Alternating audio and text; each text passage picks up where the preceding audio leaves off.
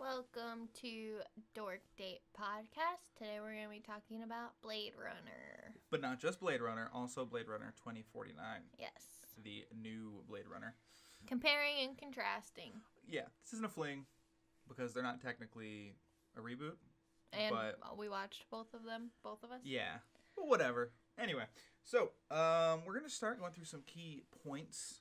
We watched Blade Runner the same day we saw Blade Runner 2049. Mm-hmm. I thought I had seen... And if you haven't figured it out by now, there will be spoilers. It's good that we're doing this in the beginning. We never do. But again, if you're clicking on a podcast that says Blade Runner review, you probably are going to get spoilers. Yeah. So if you're at this point and you're listening, we're going to talk about heavy plot details and twists and reveals. So please do not listen if you haven't seen either movie yet. No, don't spoil yourself, especially for the new one. All right, yeah. But come back and listen when you're done. Don't not listen. Just yeah. So anyway, what point would you like to start out discussing? I don't know. Do you have one that specifically calls out to you? Let's start with something that everybody's going to talk about because Blade Runner is famous for its setting, its environment, its theme. So the original Blade Runner was famous for its washed out, dark, kind of grungy aesthetic. You know, the only bright points in the entire movie were the advertisements, stuff like that, which were arguably the fakest parts of the movie too. Mm-hmm. It takes place in, I believe, Los Angeles, and it's got a very Asian theme. Everything's kind of like Tokyo themed or something like that, which is interesting, I think, because they're like the fastest growing population. So I think it's cool that the creator, so I guess Ridley Scott in the first movie, recognized that that's probably going to be a dominant part of our society in the next whatever. Yeah. But yeah, it was raining there basically constantly. It was clearly that it was all very foggy and polluted and smoggy and stuff like that. Mm-hmm. Foggy and smoggy. And they carried that over to Blade Runner 2049 with some differences. There was not like the washed out filter put on everything, and I really appreciated that. The movie still felt crisp and I wouldn't say colorful, but it had depth of color, I guess. Yeah. It wasn't like a Zack Snyder movie where everything is very like 300, where everything is gold and red and bright and colorful. I was never allowed to see 300. That was the one that my dad wouldn't let me see. Why? Because there's one sex scene in there? No, I don't think it was the sex. I think it was the violence, yeah. Oh, all right. It's not even that violent. You got to see like Saw and stuff though, right? 300, it's like so much. Anyway, we're getting off topic. But yeah, and so, okay, so for the Avengers movies though, obviously they're bright color. It's like a rainbow. I get what you're saying. Sure. In this movie there was depth of color but there wasn't it wasn't necessarily colorful except for of course the advertisements. They were but there were no deep colors. Everything in this movie that was colorful was either very realistically colored or like bright colored. Yeah. Almost neon. Mm-hmm. So I think that was a good update. It felt very much more 2017, and I think it also fit with the plot a little bit because they talked about how there was a big economic and like ecosystem collapse in the 2020s, where like and now like Los Angeles. Did I say that word? You said Los Angeles. Those Angeles. It's like destroyed, right? A portion of it, yeah, a huge portion of it's destroyed. Yeah. And they kept talking about like Los Angeles cleanup district, San Francisco division or something. Yeah, and I loved watching them fly over the buildings and how like everything was just so. There was like streets going through, but they were like tunnels almost because like the buildings were so densely packed. You know, that was cool. That's like a logical way you'd build. But yeah, and so they basically, I think they were on the right track with the environment and with cleaning up stuff, like trying to repair it and stuff like that. And so the movie felt a little bit cleaner and a little bit less dirty. And I think that showed in the art style they chose. It did, yeah, you're right. Because it was cleaner. Kind of feel like that. It was still shitty and grimy and dark, but it wasn't. But they did a good job of showing like. Well, so the places where I'm thinking of it being clean, because in the first movie, I'm jumbling all around, I'm sorry. In the first movie, he did a lot of, like, street walking and shit. He didn't really do that in this movie. No, not so much. There was a lot of flying. So you don't really see whether or not it's clean, but you do see where he lives and stuff like that, and that looks very clean and, like... Well, the room he's in, but remember his hallway was filled with homeless people and graffiti and stuff like that. But that's what I'm talking about. Like, his room, it feels very her, you know? And the movie Her, by the way. And I don't know. So, like, that seems clean and everything, but they did a lot of showing you, like, oh, look at this fucking landfill, you know? Yeah, a lot of the movie also seemed very pragmatic, too. Like, things were clean, but they weren't necessarily comfortable, you know? Except for when you get into things like the first replicant's house he goes to in the beginning. I love the way his house was set up because it felt very like a real home. And watching the original movie, I noticed that everything felt kind of futuristic, but also very 50s. You know, all of the fancy places they're at, or like Deckard's room and stuff like that, it all had like classically 50s, 60s, 70s gear, and their things were leather and wooden and stuff like that. And they didn't have any of that aesthetic in this new one, and that was interesting. Well, and they kind of made a big deal about it too, of like, oh my God, this horse is real wood. Yeah, that's super rare. You must be rich. Gonna be rich. Can we just talk about how the guy from Captain Phillips was in there? That's great, because I knew he, okay. So the antagonistic pirate from the movie Captain Phillips. You haven't seen it; it's very good. And if you haven't heard the story, haven't seen it. It's very good. He's very good. You haven't heard the story. He was a cab driver who basically, I don't really know exactly how he got the audition, but he was like never been an actor before, and he was from somewhere in Africa. I think like maybe he was from South Africa or something like that. But either way, he was a cab driver, and he got a walk-on role, and he got this huge role in a movie opposite Tom Hanks, never having acted his entire life. Yeah. And you hear the success story, and I've never seen him in anything else after that. But he was in this movie, and it was great, and he was good. He was good, yeah. Yeah, and so that was cool. I mean, he didn't have like a big role or anything. No, but he was. It was just like a minor talking point, you know. Well, it was interesting because in Captain Phillips, he plays someone who's obviously foreign, and so a lot of the time he's speaking English, it sounds very like he's just a foreign person speaking English, whereas in this movie he was speaking, I'm not sure what language he was speaking. I'm not sure if he was speaking his actual language or like a fake made-up language. Probably his actual language. Anyway, it was just a little tidbit in there. But yeah, in this movie, a lot of the buildings were very glass and plastic and sleek, whereas very wealthy people had different stuff, except I noticed, what was his name? Wallace. Jared Leto's character. Oh. Well, I thought would have more screen time, honestly. Yeah, because he's like the main one in the previews and stuff. Yeah, and he was great whenever we saw him. But all of his stuff is very, I noticed, like Egyptian aesthetic. Everything's very like it was very like stone based and very angled and stuff like that. It felt very like classic sarcophagus or classic like temple feel to me. Because even when he's going in to talk to the guy at the front desk, the window he was in was like a little slant or like a little opening, and then there was like two slants going down. It felt very angled, very pyramidic in a lot of the ways. I mean, even the building he was in was a giant pyramid. And it was all gold and stuff like that. I didn't really notice that even at all. I was paying attention to the architecture a lot. I wasn't. I don't know. Was that the pyramid? Because I thought the pyramid building, unless there were multiple of them, was the one that housed the dream maker person or no, memory maker. She just had a normal lab. I think it was a pyramid. This is a normal building. I remember that too. I'm pretty sure. But either way, they could have both been pyramidic. His was just very gold, and it screamed pharaoh at me. I mean, he also had a lot of Japanese influences or Asian influences on his costuming and stuff like that. For me, it just seemed mostly minimal. Like everything was just the same color and. But there was also so much water everywhere on the floor and stuff like that, in all those places. And like the lighting and stuff. Yeah, it was all gold. And everything had weird reflection stuff. Everything was yellow gold in his area. I didn't notice any yellow gold. I noticed a lot of white. In his area, it was predominantly yellow gold or like brown colors. I noticed a lot of white, like when they're like in all of the hallways and everywhere that they're walking, like the stones on the floor. Yellow gold or tan, like white. Okay, whatever. We can agree to disagree. I just feel like we watched a different movie. Yeah, and so I love that every location they went to and every character they explored had their own color scheme to it. And I think that was super interesting. Because these are all things that I just didn't pay attention to. You don't pay attention to color and stuff like that in movies. I do if I rewatch or like it. Style. Yeah, but if your first run through. My first run through, I'm focusing on plot and interaction. Yeah. So one of the things I noticed is that unless it's like throwing it in your when face. they finally meet Ford's character, Deckard again, he's in Vegas. What I'm assuming is what remains of Vegas, and everything is reddish. Everything's desert color. Everything is reddish orange, and basically everything feels dust covered. Yeah. Even when they're inside the casino. It is. Well, sure, I mean, but even when they're inside the casino, it's clean, but it still has that dust covered aesthetic to it. The dog feels kind of dusty. Deckard himself feels kind of dusty. It's always like things from a bygone era. I think that was interesting too because that was the character he played. He was a Blade Runner from back in the day. So I thought that was cool. And then the whole police station, that was all very white and plastic and clean and stuff like that. But it also looked very functional. It wasn't like with Wallace's, all of his buildings and rooms and stuff like that, it all felt very gaudy. Not gaudy in that, look, everything's covered in jewels, but gaudy then that everything here is part of aesthetic. It's not about function, it's about how it appears. Whereas the police station was all very functional. You know, everything was very clinical, but also clearly had a purpose, and I thought that was cool too. You know, and they acted like such well-oiled machines that I think that fit really well. I like the police captain lady; she was cool. Yeah. I liked her relationship with Kay because she treated him like like a superior treats a subordinate, but there was that extra step of like you're also not even the same class of human with me. Mm-hmm. You know, she had zero. And she mentioned that at least once. Or was like, sometimes I forget.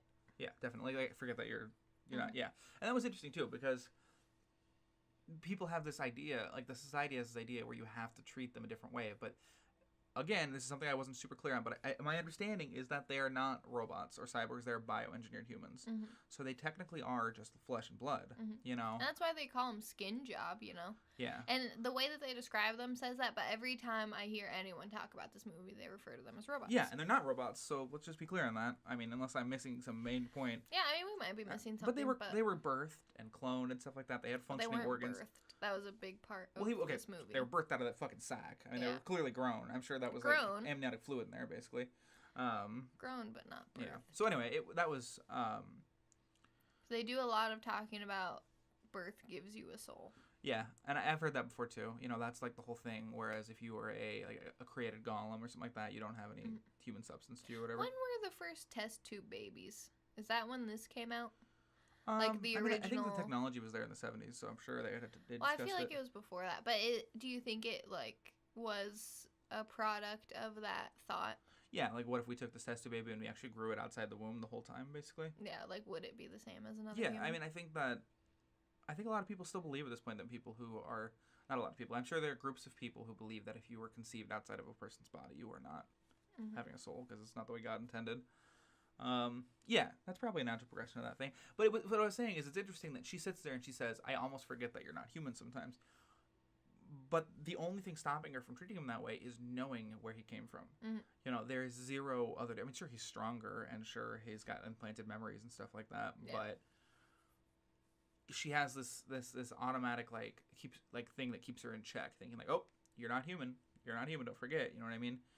And like she has to remind herself. And you think if she's going to come to that conclusion by herself, it's just interesting that people in society, you know, naturally treat these people as human and then, you know, catch themselves. Even when, like she does a lot of reminding herself, oh, you're not human, but she doesn't really treat him any different, even if she's telling herself that. No, like she even tries to have sex with him. Yeah, she does proposition him, and that's something I want to talk more about later, but. Yeah, it just doesn't seem like any of her actual like interaction with him is any different. Replicant human. Yeah. No, it felt like he was it felt like she was a superior, but just because of their job status, not because of their make and model. Yeah, what she really treated him as was a second-class citizen. You know, it's like the way that slaves are commonly referred to in like older movies and stuff like that. But she didn't. But I didn't get that from her at all. I didn't get I'm your owner, you're a slave. No, not like that. It much more seemed just like, hey, you're a person. Oh, wait, just so you know, you're not a person. But that was the extent of it. But no, it was much not like I'm your owner, I'm your slave, but that you must listen to me because remember when she says, are you disagreeing with me? Basically, you know, it was very much like we function together, and you know, in our day-to-day life, we work together. You have the same life in a lot of ways I do, but there's always that separation at the end, and that reminded me of a lot of the. Or maybe not slaves, but maybe like how it was in a lot of movies that take place in like the pre-70s era, like the before civil rights, and how it is when you treat like someone who's black. It was very much like there's we can talk, we can discuss sports, stuff like that. I don't clearly hate you. I'm not being racist, but also there's a societal understanding that you're not the same with me right now. Yeah. Okay. So I get that, but I could also see that you could easily write it off as she's talking to him that way because she is his superior. And that could be it too. In her career. Yeah, definitely. But there are a few moments, like you said, where she's like, are you saying no to me? Because he's not allowed to do that. And yeah, exactly. And like they check his emotions all the time and they talk about that. And so it's like there are certain moments where it seems like she's like almost afraid of like, oh, are you stepping out of line? Because then we have to put you down. Yeah, definitely. And that's where it comes. That's where it shows like, okay, you are different than me, yeah. And it's becoming very clear. Because otherwise, it just kind of flies under the radar, yeah. You know, and like all the way with everyone except her, really, because everyone else is like fucking skin job. Yeah, Skinner, and so that's what I want to talk about too. Can they just like see him and know? Like every single person was like, "Oh hey, fucking skin job. Oh no, you know you're kind this, you're kind that." I think that it's probably got a lot to do with. Like, are all Blade Runners? So replicants were treated as threats in the past, right? And so maybe it's like a sex offender sort of situation. Like when he moved in this building, everybody there was notified that hey, a replicant lives here. Maybe. Yeah, but there were several people that he met on the street like for the first time that knew that he was that. What do you mean for the first time? Like when he met Harrison Ford's character for the first time. Did he know? He knew immediately it was replicant. Yeah, and he talked about it, and he was like, "Wait, did he know it was replicant until he fell off fell off that balcony and got hurt and ran right away and busted through a wall?" I don't know. I think that like I feel like in that situation you could probably deduce that he was a replicant, but like in other situations, I don't know. It just felt like everyone just knew right away by looking at him. I don't think so. I mean, I think maybe you can tell a little bit by his personality because. You know, the replicants are so much more straight-laced and... Oh, okay. So every example that I'm thinking of has a fight involved, except the pleasure models, like the hookers that were all there. Was she a replicant? Yeah. Was she? Yes. But, okay, so here's my question, and this brings up an interesting point. The wife referred to her said she's real. The wife. Yeah. Referred to her saying she's real. Yes, as in she has a body. Okay, so was it... Or maybe she was saying she's real, she's human. No. Okay. Well, you sure she was a replicant? Yeah. Why wouldn't there be normal... She was at the end. She was the one who... Oh, she was part of the group, wasn't she? Okay, you're right. Sorry.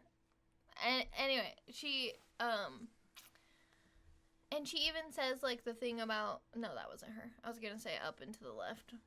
I thought that was her, but... So then how did she know... What do you think, replicants can recognize other replicants? Maybe, okay. Because she was talking to him and saying, like you're a replicant kind of things, but... Yeah. No, I mean, mostly I think it's a sort of like, you know, like you must identify yourself. You have, you know, you can't, if you're trying to act human, that probably implies that there's some nefariousness to what you're doing. You know, and all replicants have roles. Maybe all the Blade Runners in the society were replicants. That's what I asked. Yeah, but... maybe they were. And that makes more sense because it's a dangerous job, and why would you have human go fight a replicant who's seriously, clearly outclassed? Yeah. So I thought that was interesting. Something else I want to talk about. We going to talk about his wife or how their character, the comparison between him and Deckard's character. You choose. We can't talk about anything I wrote down. Sure. Okay, that's what I was going to do next. What do you want to talk about?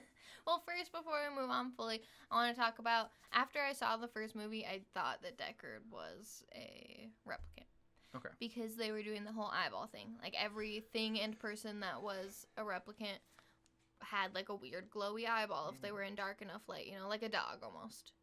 You know, when you see, like, a dog or cats, but dogs too. Dogs don't have that extra lens. Yeah, they do. I've seen my dog do that. I don't know, Brian. Not Mako, but my old dog. I got you. Well, whatever, you know, animals, and they're, like, mostly at night, and it's, like, mostly dark, and you can, like, see their weird, lenses. Anyway, they all basically had that, and there's one scene where Deckard is shown to have that, but he's, like, blurry behind Rachel. Yeah. And just only because of that, I've thought the entire time, like, okay, well, he's that, whatever. But in this movie, it made it very seem like they did a lot more showing off of how strong the replicants are. And in comparison to him, he wasn't that strong. I think in the first movie, they showed off how powerful and skilled the replicants were, too. Yeah, but they did a lot more of, like, busting through walls. They did that in the first movie, too. Remember when he was fighting the final replicant? What was his name in the first movie? I don't remember. The blonde guy? The guy played by Rutger Hauer. He put the nail through his hand, he busted his hand through the wall, pulled his hand through, broke his fingers, and then but like, okay, Ryan Gosling is just like trotting along, all of a sudden he goes through a wall, trotting along, all of a sudden he goes that through wasn't a wall. That wasn't any strength that the original one didn't display. No, I know, but I feel like they put showed it more in your face. Yeah, sure, that's definitely something I'd agree with. And because they didn't really show Deckard doing that, it wasn't even that he had aged and stuff, because they kind of addressed that a lot of them did age, and the very first one that he fights was an older guy. Yeah, maybe he was designed older. Did it ever say that any of them aged? Yeah. At the end of it, they said that, at the beginning of it, in the little blurb before, they said that the Nexus 8s or whatever were given, like, more. But I think it said they had open-ended lives. I don't think it means that they aged. I think it means that they didn't have time limits.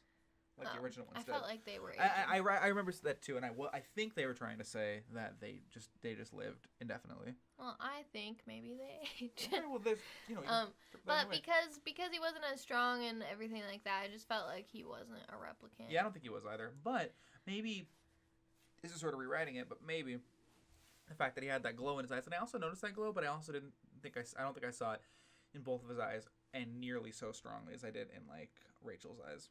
Yeah, but maybe he they still were saying that he had had it. Maybe they're saying he had that spark, the spark that was able to like let him have a kid with a replicant. You know. I don't So know. spoiler alerts. Well, already did dead. that.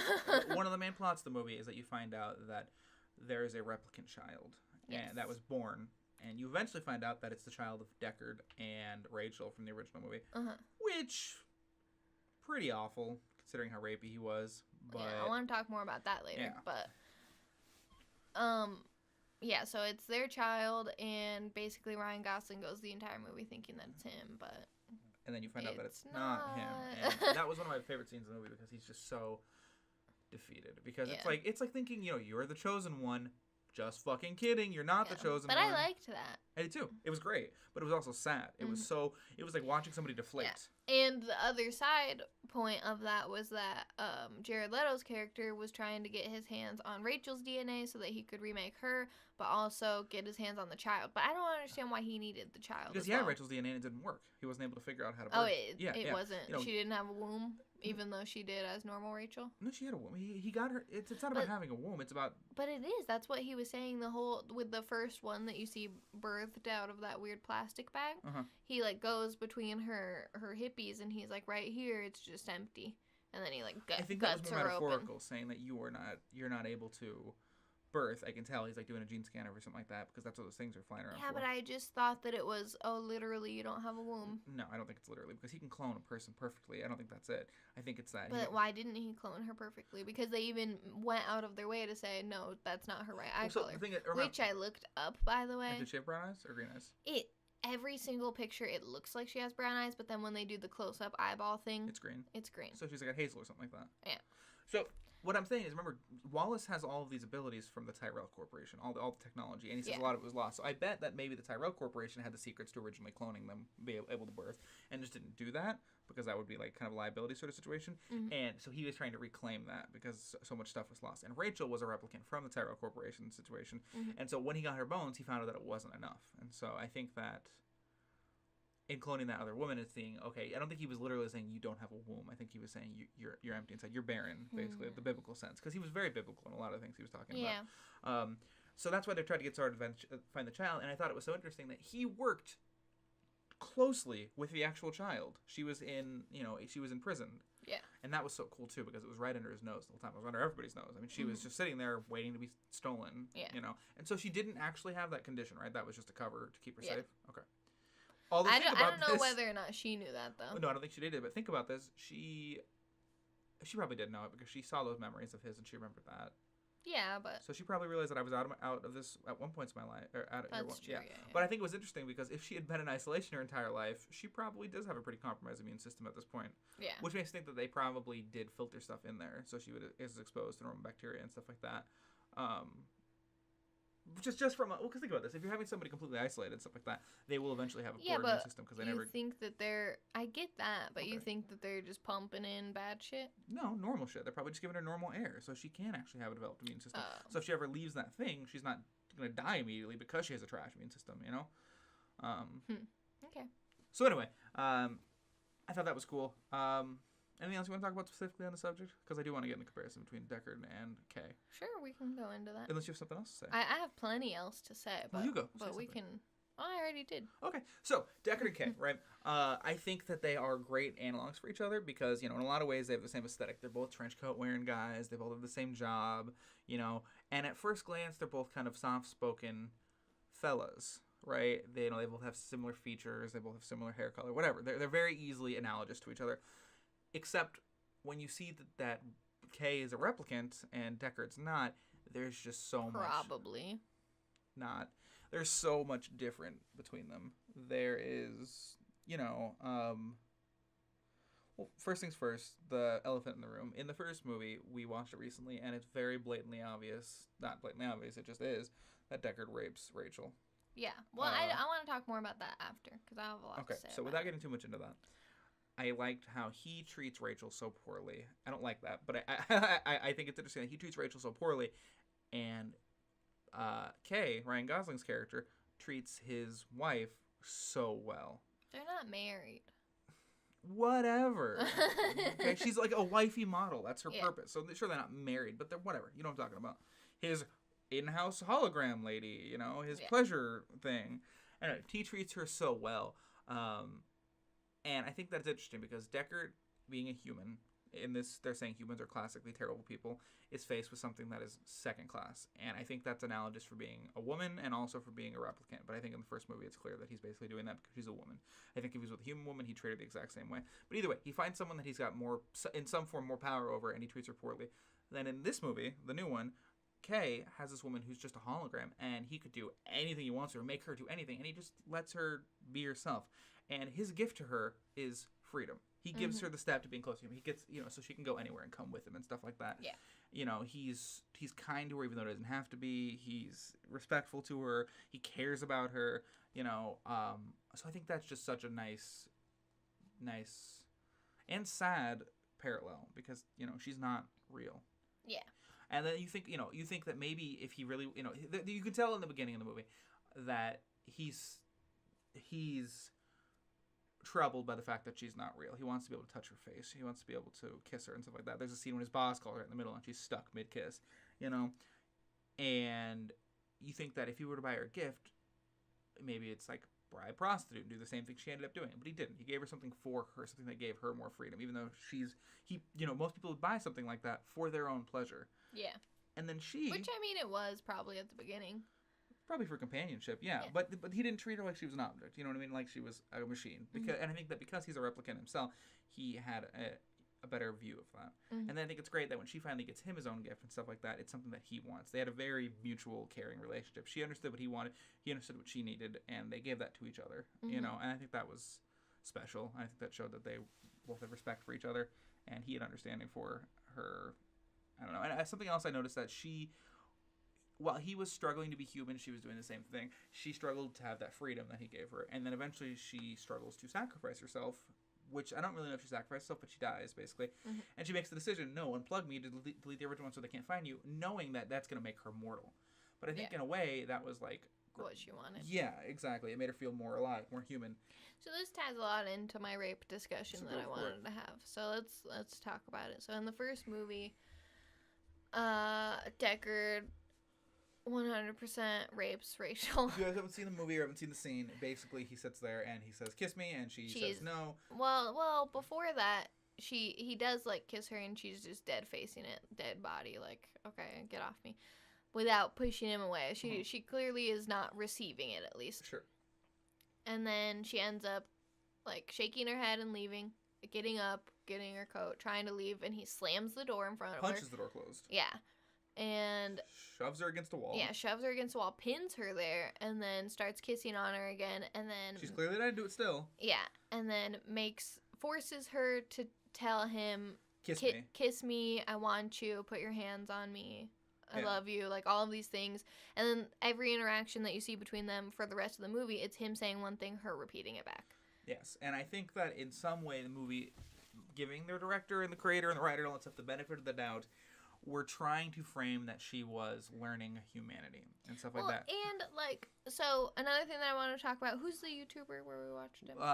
It's called Pop Culture Detective. Pop Culture Detective. They have tons of great videos. Yeah, they do a lot of videos on, like, masculinity and femininity and the depiction of people in pop culture. Yeah, positive and negative one of the representations things that they said about this is a very classic Harrison Ford movie thing. Where, and not even just him, but the movies of this time. And specifically some of his movies. Indiana Jones. They talked only about his movies, but Star it's Wars. Not only his movies, you know? It's just the movies of that time. Women are depicted to just be teases. No means yes. No means yes. Oh, I actually did want that, even though I'm saying no, whatever. So, like, if you look at it that way, sure, whatever. And even, we were talking to Elliott's dad about this, Mark. Who was in his late 50s. Late 50s, yes. And we were like, wow, well, Elliot was like, wow, I thought I'd seen this movie. I didn't realize that he just straight up rapes this girl. And he's like, what do you mean? What was the scene? I don't so remember. we directly like told him exactly what we just told you about the scene, and he was like, well, how's that rape? I don't think that means rape. And he goes, well, it's no means yes. And I wanted to pick that and he was like, well, she told him she wanted him to kiss him, and we were like, yeah, but he made her. And I want to be clear real quick that my father, stepfather, not that it matters, I'm just clarifying, if we ever talk about my dad, there's could be two people I'm talking about. He's not like a classically misogynistic person. I think he's just a product of the time he was raised in. Yeah. He grew up. He still has a lot of he's a very like liberal person, but yes.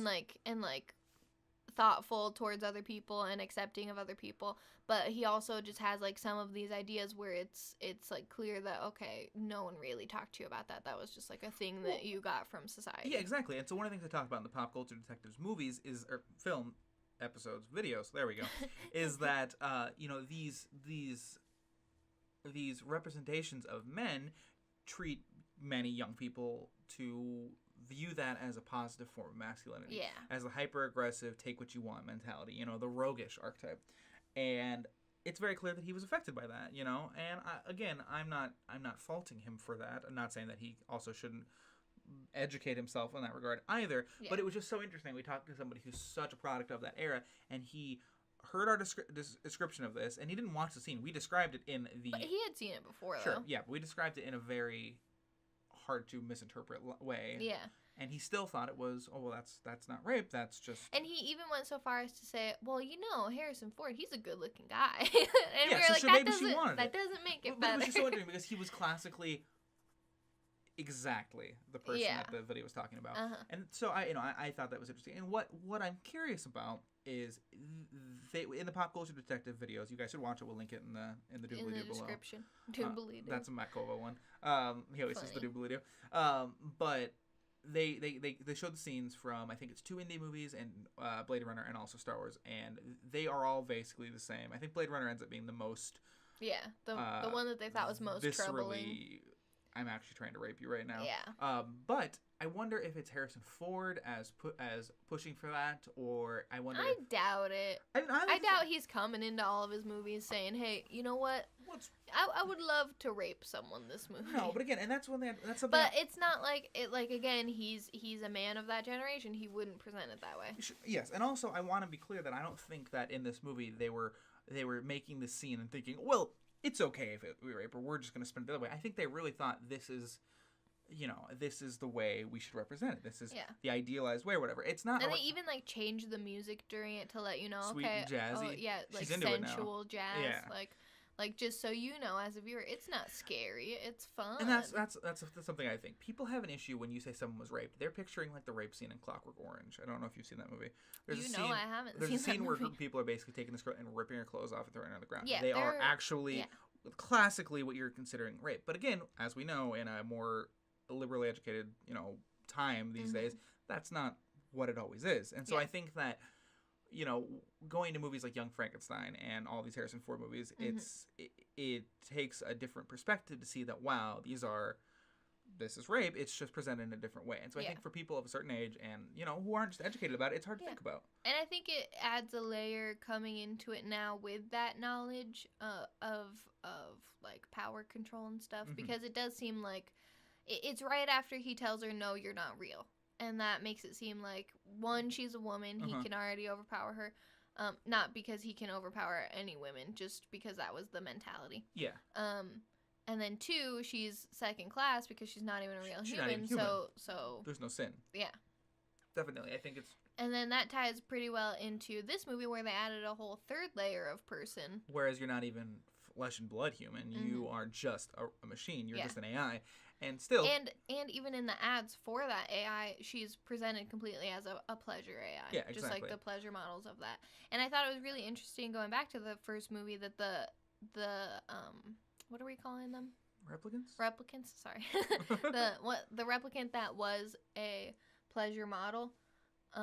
What? You're looking at my eye weird? Nothing, you're just missing a chunk of eyelashes in one eye. Eyebrows. Eyelashes. Sorry, keep going. Anyway, the person that was an actual pleasure model, was not the person that had any pleasure in this movie, and she was like not even like she was in a situation with a creepy guy in her house or in his house, like surrounded by all these other weird I keep wanting to say AI replicant toy things, and she's just like floating around, like not doing her job and stuff, even though that's what she was designed for. And the person that wasn't designed for that at all, the person that was designed to be most human, is the one that ends up having to be subjected to that. Yeah, which is interesting. And I also thought that it was interesting that they dressed up the pleasure model as a toy. I felt like there was some things you could draw from that. I guess that's true too, but I think that was also mostly saying that the replicants themselves are tools, and, to be used, not to be lived, if that makes sense. Yeah. So going back to the rape thing in the second movie, they kind of try and wipe it away, like, oh no, it doesn't matter. So they go back and they retrieve some of the memories from the or the recordings from recording from the first interaction between Rachel and where he's testing Deckard. Her to see if it's she's a famous a scene in the movie, and they watch a little bit of it, and then they come back away, and Ryan Gosling's character says, oh, she liked him, she was provoking him. He's not saying that. Someone else is saying that. No. It's not him. Yes, it is. It's not him. It is. It's not him. Who is it then? It's whoever's watching it with. No. It's You're it's so Love. wrong. I'm not. Yeah, you I'm are. mostly pretty sure it's Love is saying I that. know you're mostly pretty sure, Don't but be you're rude. wrong. So Kay comes away saying Love she liked comes him. away saying No, she liked him. She was provoking him, and that was sad for me. I felt like I really wanted them to address it, and they did, but it was just a, hey, don't worry about that. That wasn't actually So let's rape. talk about that, right? I definitely think that scene was in there to kind of sort of explain away what happened in the first movie. From a outside of the movie standpoint, from a cultural standpoint, I think that was maybe not the best decision, because in a way it sort of tries to explain Harrison Ford's character's behavior and make it okay. Mm-hmm. So from that standpoint, I think that was a poor choice. However, when I watched the first Blade Runner and that scene happened, it made me like his character even less. And we can get into more of the reasons I didn't like his character, but it made me lose any respect I had for that character at that point. Yeah. And that brought me out of the movie. It was less immersive. So from I'm watching this franchise, from this movie going thing, I think that scene was helpful in that it made their interactions a little less bad, and it also kind of paved the ground for what happened after that, because you find out that they escaped together and they had the first kid and stuff like that. Mm-hmm. And if they hadn't done that, it would have seemed much more like he stole her away and she became his sex slave and all this sad stuff. I don't think it did an adequate job, and I don't think that it really, I think they were trying to toe the line, because I don't want to retcon what happened in the first movie, and I don't want to. I mean, the thing is, all they could really say was, this is how I think she was feeling, and that's still not good enough. Yeah. But I understand why they did it. They're basically saying, oh, we didn't mean it like that. Or they didn't mean it like that. And if they did, sorry, but hey, at least hopefully you guys can see that maybe it wasn't that way. Yeah. We're going to take the best possible interpretation from it. So yeah, from a from a ethical standpoint, it wasn't the right decision to make. Mm-hmm. But I think that from a movie-going standpoint, it was, and the only way they could have handled that better was to actually take a mean, hard look at Deckard's character, and if he was like, listen, I treated her poorly in the beginning, and it took, whatever, but I mean... But they didn't. I mean, they made it seem more of a love story when they, in the few moments that they did address it. And without that scene, it would have been a fine love story. Him saving her would have been great at the end if he went and lost, all that stuff could have been fine. It was just or if that... it was, consensual and clearly consensual. Yeah, exactly. Or, if, let's say he kissed her and she said no and ran away, and then he just sat there for a second, and then she runs back in and kisses him. That's fine. That shows that she reconsidered and he's not forced to do something, you know what I mean? It just... There's no fixing it. It's an old scene. It's from the 80s movie, and it's there. It's part of time now, and it's just a shame because it really detracts from the movie and Deckard's character himself. Mm-hmm. But I thought that it was interesting how they were clearly very wanting to show consent in several different scenes of the second movie. Uh-huh. So the whole the AI woman that he was seeing living with, I don't remember. Joy, yeah. Was very I want this from you, and I'm giving this to you, and then he would say, okay, yeah, sure, and he gave her freedom, like you said, and then the whole scene between him and his boss, where she's like asks if he wants to do anything, and then he says no, and she's like, okay, you know. Yeah. Whereas as her boss, she could have taken that. Yeah, and there were several, like, in that scene, there were several times where she was, like, exerting her power over him. Yeah. Like, she said, it's a command that you have to tell me one of your memories. Exactly. And what if I drank all your whiskey earlier? Look right now. She does. She just slams the rest of his stuff like that. She's basically sitting here and treating him as if he is her property. And I think that it was interesting that they didn't go that extra mile. And she still asked him. And I think maybe that was to say that, listen, she cannot fully 100% cross the barrier of not seeing him as human. Because on some level, she does recognize that he has some sort of free will and worth and stuff like that, even though she totally could have. She could have raped him and made him consent. It's just not a true thing. It's an oxymoron, but you know what I mean. In that situation, she could have done the same thing that Ford did, Deckard did with her. So that was interesting. I like those parallels, you know. And I like that we're keeping alive the whole, you know, are they human? Do they have rights kind of thing. Sure. And it's getting more and more clear, like, yes, they do have rights in this movie. They don't seem to be as, like, they're not hated. No, they're not slaves. They're more like... Yeah. I mean, there are slaves, but they're slaves who have their own property, their own, you know, money. I mean, he has his own job. But they show, like, oh, you have DNA, and you have this, and you have that, and you're exactly me, but you don't have a soul because you weren't birthed, and whatever. And then they even add in, like, the AI as the third step of, like, now this really isn't a person, but isn't it, though? Yeah. And then they, like, go more into, like, her thoughts and her personalities and her wants. But then they also go back on it and give her some, like, oh, this was just her programming kind of things. Like, when she says, oh, your name's Joe, you can be Joe now. And then you see her later on the street, like, propositioning him to buy one of her. And she's like, hey, Joe. There's another advertisement AI of her. It's not actually her. No, I want to make that clear. That was kind of vague. But yeah, she calls him by Joe at the same time, and for him, it's a rough moment because he's like, okay, well, was she actually being real? Was any of the interaction I had with her actually real? And me, as a viewer, I choose to believe that it was. I choose to believe that, sure, she probably chose the same name, but that's because that was her role in life. That doesn't mean that she didn't care for him, actually. Yeah. You know? I really liked that interaction. Yeah. What else did you have on your list to talk about? Lots of stuff. So, still talking a little bit about Deckard and Kay's character, I think that... you know, Kay was just more interesting than Deckard, and they were really in the same characters in the same basic position, and Kay was just more interesting. You know, he was, if anything, through a big portion of the movie, less outwardly emotional. Yet he was more interesting. He had a couple outbursts, like when he first finds out that he had that memory where he thinks that he's actually that kid. He screams, he flips the table and stuff like that. It shows that he has emotion, you know. But right after that, he gets cold again. Yeah. I was interested in him. I wanted to hear about his story, whereas I didn't really care about Deckard's story, and I think that was fine, because I think in the first movie, something we talked about, is that Deckard is presented as this boring Joe Schmo human guy, as are most humans in that movie, and the replicants are the interesting ones. They're the ones who are abstract and bizarre and have philosophy and are, you know, and I think that was... But they did a good job of making the humans seem interesting in this movie, too. But I also think that a lot of what you're saying ties into one of my points of just the fact that the first movie didn't, for me, have, like, great story flow or great dialogue. I was talking to Mark about that a little bit. Keep going, but I want to hear what you thought. It just seemed very, like a lot of the dialogue was very abrupt, and they would, like, ask a question, and then they would, like, jump to a different conclusion, and it just kind of seemed like a little bit all over the place. And then it was trying to be too artsy. Almost. I don't know. And then just, like, the story didn't really flow, and it didn't really feel like I got the point of it, you know, but it just felt like maybe I'm missing something here. But I don't think I was. Yeah, something I noticed about the story is that they're both sort of detective stories, right? Kay is trying to unravel a mystery, Deckard's trying to find the criminals. But for Deckard, it was like, okay, audience, he's finding replicants. These are what replicants are. This is how you find them. They're strong, whatever, blah, blah, blah. And then all the mystery that Deckard figured out, we had no, you know, there was no participating as an audience member in figuring that out. He would say, oh, I just found this guy Sebastian. Oh, I just found this dude replicant, and I'm at this house. Why are you at this house? Why are you finding these pictures?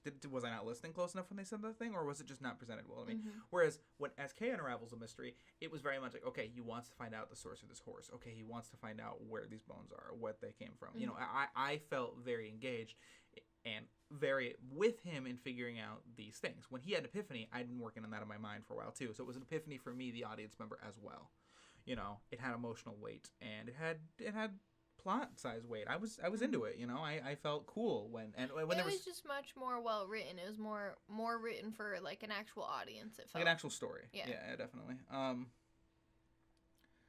Yeah. So that's mostly what I want to say about Kay versus Deckard. Just that they're presented as humans versus replicants in the first movie, and he's boring as a result, and that's not great for a main protagonist. And I think that Kay, who's a replicant in this movie, is also kind of presented as trying to be more boring, but he's really not. You find out that he's just as interesting, if not more interesting, than everybody else. And I think that in the end, when he finds out that he's not special, he still it almost reinvigorates the idea that he is still worth something. He doesn't need to be the firstborn replicant to be helpful because and there's important. nothing to live for. He found out about this underground army that's trying to do an uprising and all of this stuff. Like, he can still be a part of all of that. And there's the line that says, she says, the most human thing you can do is die for a cause you care about. And they actually replay that line when, and the other guy, the very first replicant in the movie besides Kay, says, you don't understand what living for something means until you've seen a miracle before your eyes, basically. And that was the child, obviously. And so I think that it's cool because Deckard has this cliched heroic sense of you're the chosen one, and he goes bullheaded through life trying to like escape from that sort of thing and like live up to that expectation, but he still seems very unsure. And then that gets taken away from him, and at first he's like, okay, well, I'm worthless right now. And then he's like, well, you know what? Now I'm part of something bigger than myself. And that's also what it means to be human. Being human isn't, the most important, most special person ever. It's shared in humanity and stuff like that. And so I think that was very cool. I think it was like a not so subtle lesson on what the importance of being a human actually is. So that was nice. Let me see what else I got written down. Let's see. While you're looking, sure. I would like to talk about the language of the movie. Okay. Just, like, not a fully formed thought, but just that everyone was speaking, like, several different languages all throughout the movie, and everyone could just understand each other. No big deal. Yeah, that was interesting, too. I guess I never really thought about that. Because, like, when they were talking to that dude who was analyzing the wood, he's speaking a completely different language. And it happened a lot of other times, do you think that was the humans, or was it just the replicants who had different language understanding, like, processing? I don't know. Or because I'm assuming because we don't know if the wood seller guy person. The wood salesman. I don't know. No, I know it's just funny because he's. Because he wasn't only selling like a black wood. market guy. He was talking about how he can get him a horse. Yeah. Okay, black market. We don't know if he was a replicant or not either. Yeah. But and the only person we really see who can translate all of that stuff in his head is Kay, and he is a replicant. So it could just be like a thing that replicants can do, but... Or just an implant that people have. Well, yeah, it could be that too. But we also see that replicants have a lot of special abilities. They're super strong, they can read super fast, and remember a lot of things clearly. It's very interesting because they're treated very poorly, but they are in almost every way better than humans. Yeah, except they don't have a soul. Well, not literally, but that's if you believe that. Well, but that's the proposition the movie makes to you. But they are worth less because they don't have a soul. Yeah. They're missing all that matters. And they can't have babies. Well, that's true too. I think that's part of the whole soul thing. Yeah, they are not. They don't have the final part of what it means to be human.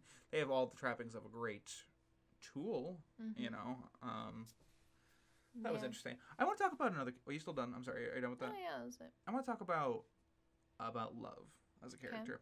Because she was very interesting to me. Not Love, the idea, Love character.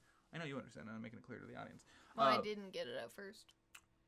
She was interesting to me because she was... She was very human to me. Okay. It seemed to me that she had... They at least didn't explore very much, but it seemed to me that she had not very many qualms with being replicant. Or she didn't have any qualms with her own humanity. She seemed secure in her role, being the right hand of Wallace. She seemed confident. I don't know if I would say that. Can you tell me any scenes where she seemed that she was not confident about those things? She seemed like she was confident in her duties, but she didn't seem necessarily comfortable in them. I guess that's true. Like the scene when he guts that woman. She was crying, she was crying and like, oh my god. And like when she has to, I don't know, you could argue that, but when she kills that the captain or whoever, the woman above Kay, captain, I don't know, his boss, she like sheds one tear and she's Did like, she cry mm-hmm. during that scene? Okay. Like, I don't really want to kill you, but I got goals. Yeah. So you know, that's interesting because I forgot about the crying scenes. So she at least seemed settled with her lot in life. She may not have been happy, and she may not have completely been resolved with how she felt, but she seemed like she was still functioning with that. Mm-hmm. You know, she was focusing on the fact that she's the best there is. She was Wallace's right-hand man, you know. She was... It feels like she was at the very beginning stages of realizing that there's more to her. But it also seemed like she was at the beginning stages, or maybe not the beginning stages, it seemed like she was mostly nailing that down. Every time that came up, she would wipe the tear and go to work. So I don't think she was realizing. I think she was fighting that realization. I think she was choosing not to have that realization. Yeah, but at the beginning stages. Sure, but the beginning stages, you know? I guess by the way you said that, it made it seem like she where she's not fully recognizing them, but she's still having those thoughts. Sure, but the way you said it at first made it sound like she was going along the path to that realization. No. Whereas I think in the movie she may have been along that path to realization, and every time she had an option to seize her humanity, she said no. Mm-hmm. You know, it reminds me a lot of hearing people talk about coming out. And like their first thoughts of like when they're not everyone to be clear, but a lot of people who don't feel that they can come out as gay, to be specific. I got it. I hope they did too. Are like thinking like, oh, am I gay? Okay, I can't be gay though. That's not a good thing. Yeah, you know, that's like their first thought of it, and they repress that. So like definitely. the way that we're Repression talking, is a good way to describe the way that we're talking about it reminds me a lot of that type of coming out story. Yeah, no, that's actually a really, really good analogy too. You know, but the role she had as Wallace's right hand and the responsibility she had basically made the decision for her that she would never, ever, ever be able to truly, you know, because he would just kill her. Yeah, he would just kill her. But more importantly, that she wouldn't have any worth anymore because she clearly was given more respect and responsibility. And they even say that when we first meet her. Oh, he gave you a name. He must really like you. Yeah, or he must be important. Exactly. But also in that scene, he gave you a name like you're a pet, basically. You know, I thought Wallace was interesting too. That. Well, because I mean, she's important, but she's not really important. She's still not her own thing. They put a lot of value on naming. That's true. But but also the name was given to her. She didn't choose it, and neither was his name. But he never really accepted Joe either. Yeah, he felt kind of weird about that the whole time. Yeah, and I think his name was Kay, and I think he was okay doing that. Even when he was telling Harrison Ford's character Deckard, I don't know why I keep saying Harrison Ford's character. What's my name? And he said Kay, blah, blah, blah, blah, blah. He's like, no, what's your real name? And he's like, Joe. But he seemed like he was uncomfortable saying Joe. And I don't think it was because it was new. I think it was because he didn't really feel that.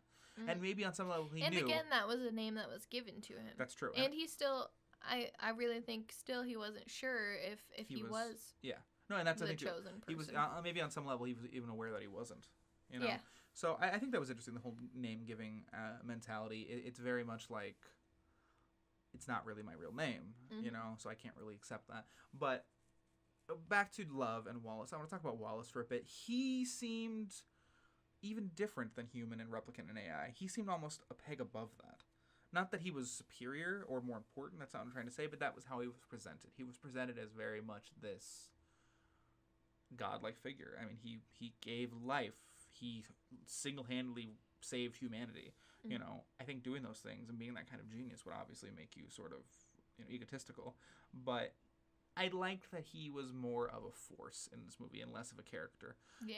He was more, not even really an obstacle. You know, I mean, Kay and him never met, did they? No. Not until then. Yeah, he was much more of a driving force. You know, he was just purely antagonistic, and I think that you can argue that he didn't have any character development or depth, but that doesn't make him uninteresting to me. I think yeah. And it was like, they did a good job of having it not just be hey, look, we got Harrison Ford back. Yeah, you know, definitely. They did a good job of making sure that he was tied into that plot.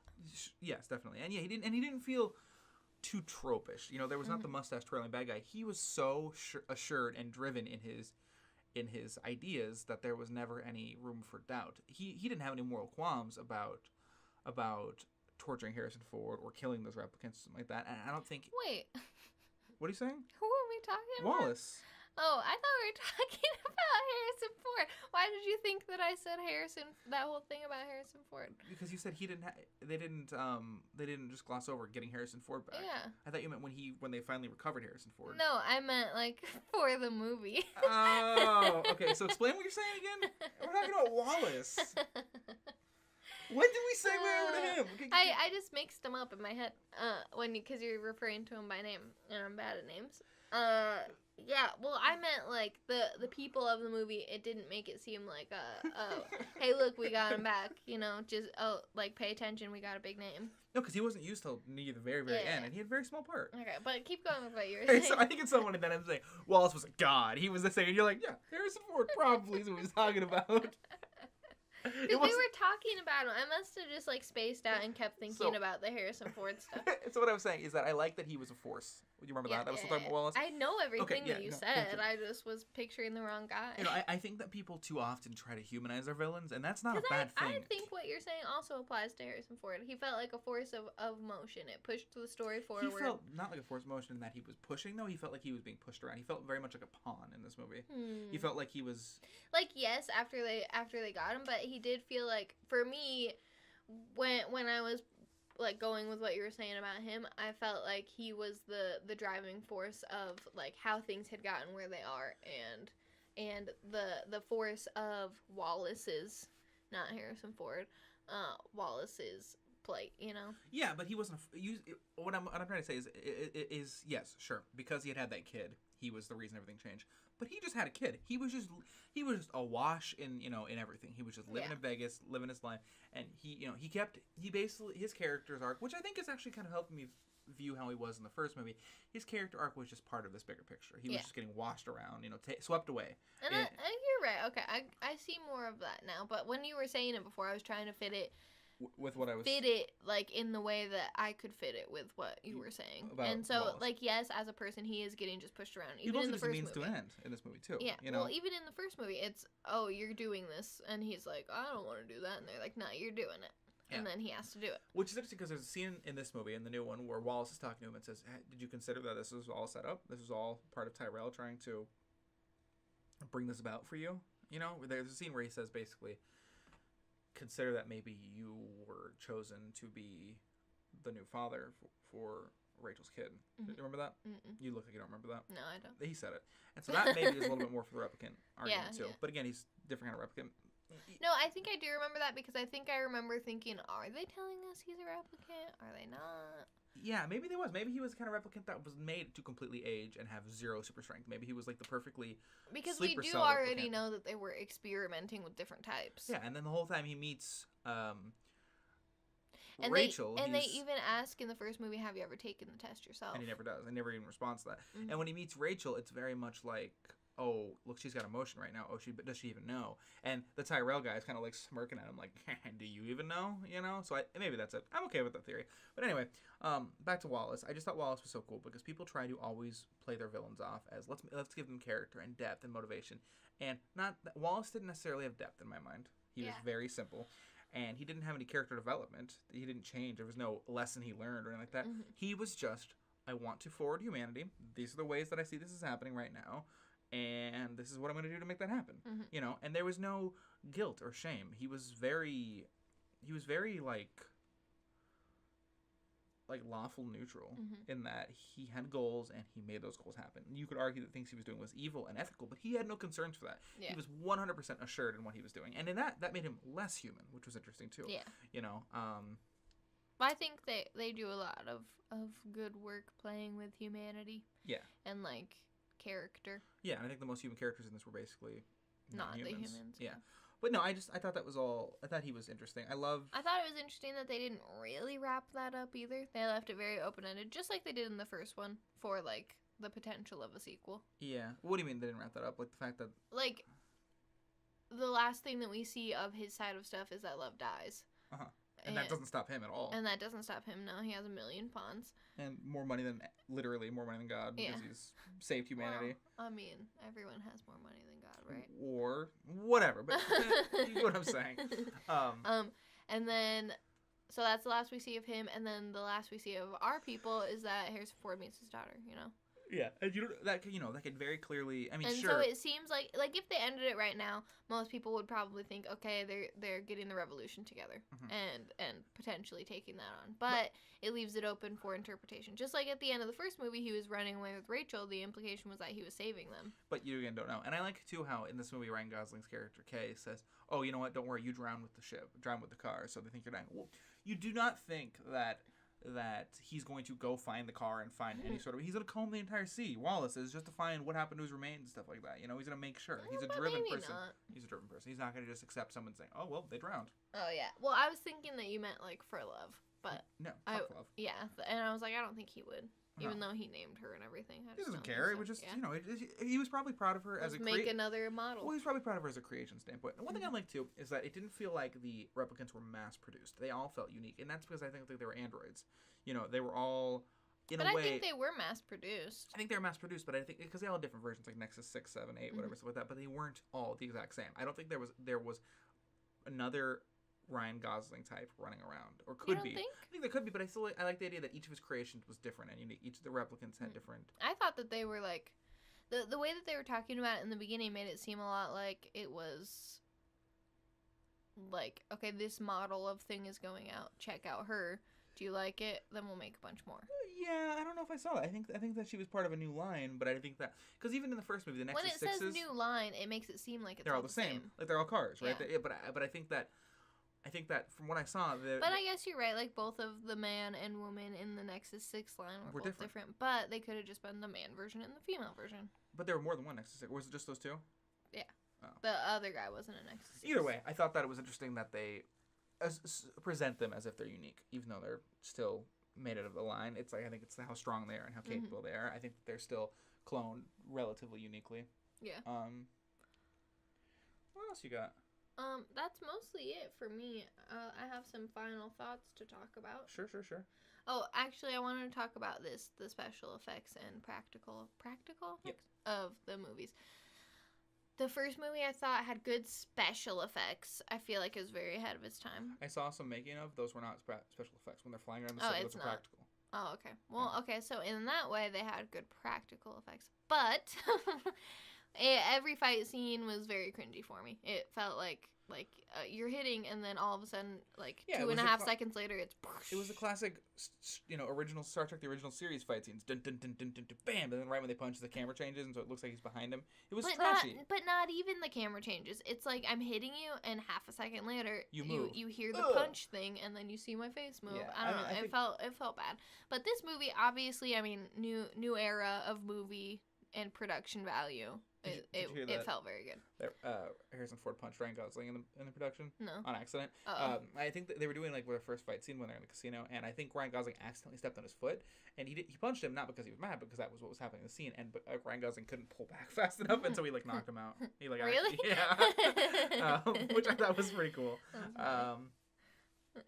Yeah, I think there's a scene of they have the picture of Ryan Gosling looking back, and his face is so dead sad. Oh, you actually just hit me.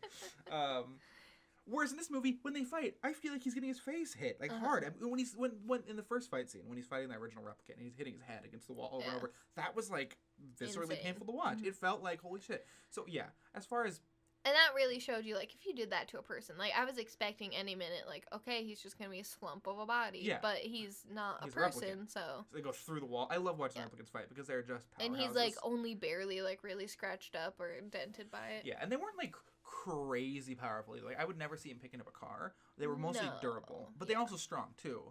But I thought that was cool. Tanky. Yeah.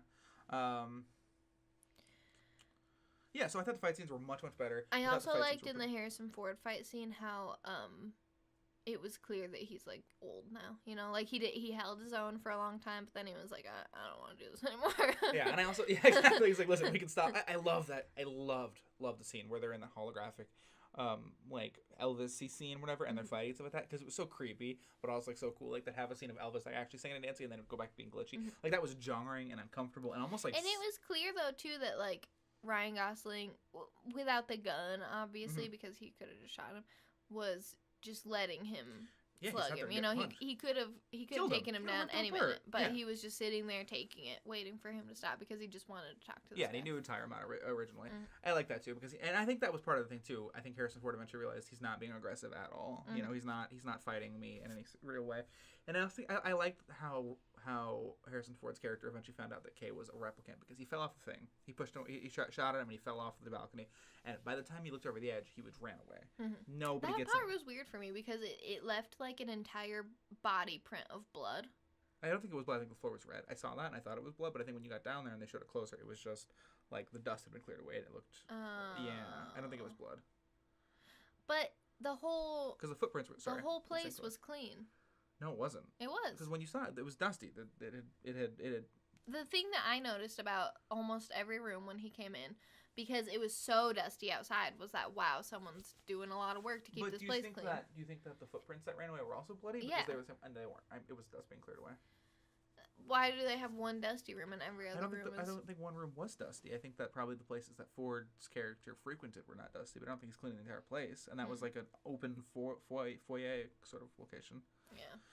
But yeah, I thought that after that the explosion goes off, he's right by it. He sets the explosion off himself, and I think he's just showing over and over, listen, I'm not trying to kill you. It could kill you, and I'm a replicant, so just chill the fuck out. Get your hits out on me, then let's, you know. I like the scene where he glued himself together, too. I want to talk about that. When he has that cut in the beginning, and she's like, I'm not paying for that. He's like, okay, and he just, like, pushes it all together. That was gross and painful. And super gross. Great. I was just talking to one of my friends, Dex, about, he uploaded a picture of, he, like, cut up his hand with some kind of glass or something on accident, and like at work or something, and he was saying like that he was doing liquid bandage in his cuts, and I was like, ooh, that's terrible. I had to do that on my face once because that's what my dad put on my face cut, and then I was like, but I had to. I mean, I probably needed stitches, but when I was younger, I was running from a beagle puppy, and I ran into a stop sign. Jason Hodson, you probably don't remember him. Actually, you don't, because he was here before you got to school. Okay. Anyway, and I was looking back at the puppy, like sprinting, and I ran cheek first into a stop sign pole, and it like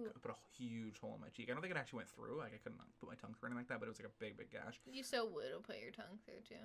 I was terrified and in a lot of pain. I don't think I would have.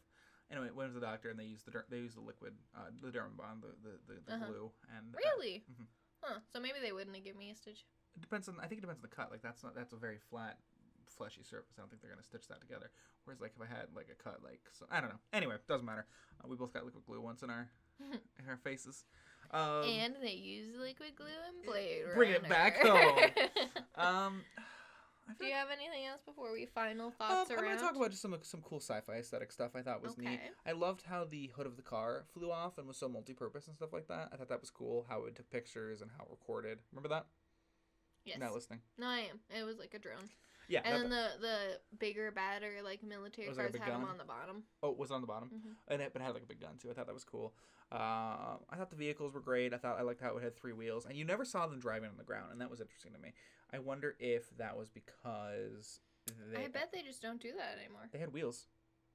For like landing off site. But they wouldn't have wheels. They would have landing gear. They had wheels, actually. They had tires. But planes' landing gear is wheels and tires. But that's because they roll on the ground. Yeah. But it's different. Helicopters don't have wheels, and these cars did a vertical landing always. No, but I think that, you might need wheels or better be able to use wheels, like, off-site where he was, like, in the desert and stuff like that. Yeah, but the point is, no, I'm pretty sure the vehicles were supposed to drive, too, because they had 3 wheels, and they had treads. But not in the city. But they weren't just... No, not... And that's what I'm saying, is they probably never did that in the cities. Yeah, where there's probably no functioning streets anymore in the cities. But the point is that the cars had treads, that they had actual real tire treads that were designed not to cause friction when you're landing down so you can have stability. It was clearly to drive. And they were clearly supposed to rotate like that. They never did that. And I was wondering if that was because they didn't ever design a prop car for it, or... They never rolled forward, ever, even when he was... Just landing and stuff like that? No, even when he was, like, in that desert, like, at the old LA part. No. He just landed. We'll see. I'm pretty sure. I thought that was interesting. I thought that all the holographic stuff was cool. I thought that the way that they had installed Joy in his house was cool because she had like a whole runner on the ceiling that would like. And then when she finally got the stick or whatever, she was able to not like only go where it said she was allowed to go. Yeah, I loved that when she was outside in the rain, her body was trying to render the rain on her finger, and that took like a long time. But that was super cool to me too. I loved the scene where they have the prostitute there and like she's so laggy and trying to cover her face or something like that. I thought in that scene he'd say, "I can't do this right now. Like you're not you." But that was interesting. It seemed like he did and didn't want that to happen. I think on some level he really wanted to be able to touch her. Yeah, I think on some level he really wanted to do that, obviously. But I also think that a lot of him was like, this isn't real. Yeah, it's not real, and it feels kind of wrong. But also, like, I really want to do this, and she really wanted this and too. You're having this happen for us. Yeah. Another thing I want to talk about that you reminded me, thank you, when they finally saw the resistance movement, and that lady was there because they had saved him after he was knocked out, and he touched her face. I very clearly saw, maybe I'm just, adding this in, but I very clearly saw in his reactions it was like him having his, oh, Joy is dead. I'm missing Joy, because the only time he ever touched Joy was by touching this woman's face, and so she felt the same. Yeah. She was his only actual living reference to what Joy would have felt like. So that was cool. I'm trying to think what else. I thought memories of her. I thought that the storage stuff was really cool because they had little crystals. That was interesting. They were cracked. Yeah, that was interesting. I thought that the machines where they were able to have this thing that zoomed in really far and saw like super microscopic things was interesting. Which they kind of played with in the first one. Yeah, well. I also thought it was a little bit cheesy, but I'm okay with that. With it, in a society that's this advanced, I was able to easily suspend my disbelief. I thought the maggots were super cool. How he was farming protein. I thought that everything that they ate that looked super gross and grubby. How like she had the holographic dinner over it, and how the guy was like growing his own garlic and stuff like that. I thought that was cool too, because it was very much like, listen, even if you're wealthy enough to have your own studio apartment, you still eat shit. Yeah. I thought that I loved how the Joy was changing her outfits all the time. That was cool. She was just like whopping around doing different things. That was fun. And I think that was cool too. Like I think if I was there's a book I read and it's called Diaspora, and the characters in there are living in an AI. They're all AIs. They're all living in a machine, and they change their appearance regularly. Some don't, but most of them do, and that's kind of cool too. Yeah. Because I think if I had full control of the way I looked, I would probably fluidly change that. There was so many cool sci-fi things they had in there. I thought the scene where she was just making those memories was awesome. I thought that little thing she had in her thing was super cool too. Really cool. Because they could have and it even kind of looked like a camera almost. Yeah, it did. And I think that she very easily they could have had her do like a weird holographic thing, and that's classically shitty sci-fi in my opinion. Like I don't want to see these weird circles and dials like Iron Man. Where you're just like moving your hand what does around. that mean? Who knows? She actually had this cool prop that she was fiddling with, and I thought that was awesome. And it looked very much like a camera, like and I like the thought of that, like a photographer is someone who preserves your memories, and she was someone who was giving you memories and preserving them. That was awesome. I thought that the data storage place that they first went to when they were at Wallace's place with that one weird dude who was in the beginning, I thought that was cool. I just like the design of that entire thing. It felt very library to me. Like you're doing going through the Dewey Decimal System like an actual before library. You actually go find your book. Yeah, I thought that was awesome. You know, what do you call those? Like the card catalog. Oh, okay. Yeah. No, that was awesome too. I thought that new generation. we learned to do this. It was just years ago. I'm trying to think there was something else really cool. Oh, sorry. Really cool that I liked in those scenes you just reminded me of. And it's gone now, Kenya. It just slipped away. But there was just so much awesome stuff. I mean, probably too much. It was good. Let's talk about our thoughts about it. Okay, let's start rapping. Sure, we'll start rapping. I'm sure there are plenty of things that we want to talk about that we didn't get to talk about. So in closing this part, as far as sci-fi movie goes, the first one's great. The second one is just so much better. There's just so many. It feels like a really fleshed out futuristic world. For standards, yes. Yeah, I mean there was so much technology that I thought. If we were talking about this 20 years ago, we would probably say oh yeah, great movie, best movie. For the first one? Yeah, but for this one there was so much stuff that was very wow, this is so cool. I love the technology they had. I love the way it was presented and whatever. And it's very low key. Yeah, it's just part of the world. It's not like they look at this new technology we have. It's just extra world building for you. Another thing I liked, sorry real quick, I like how they did the baseline test for him. How they would have him do yeah, I didn't. That made me uncomfortable. Made me uncomfortable too, which was cool. Yeah. I think it was supposed to make you uncomfortable. I think it was very jarring. I think it was kind of supposed to evoke. And that's the point, because he's not supposed to have emotion. Yeah, I think it was supposed to evoke the sci-fi, or not sci-fi, the psychological like conditioning aspect of it, or like yeah, the because they subliminal were messaging of asking it. him like very like sad, like, well, how does it feel to hold the hand of your lover? Yeah, do you want that? And he just has to say like whatever they tell him to say, and like not express emotion and stuff. Yeah, I thought that was And then cool. they also ask him like fucked up things too. And then like that would things. like make him mad.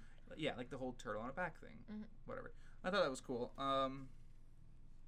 Yeah, so I liked the new one much more than like the original one. Me too. And that's not because the movie was dated. And that's because the movie was dated. Maybe a little bit for me is because it's dated, but also because of some of the content of it and because of the way that it's written and acted. So Alien came out right around the time this did. Yes. And I thought the first Alien was much more interesting in story and in writing and in even, action scenes than this movie was. I don't think there will ever be an Alien where I'm not just like, oh, it's Alien, after seeing the first one. Yeah. Because they're all literally exactly the same. Well, no, I think the new one wasn't that. I don't though, and we saw it together. So anyway, we can maybe do an Alien one eventually, but like for this, it clearly built on it, and it clearly was different and better than. It felt like the natural progression, and it felt like you need the Blade Runner. The first one was important. I think that this one was just so much more interesting for me, and ignoring CG and ignoring. Well, but it's all about the story, Yeah.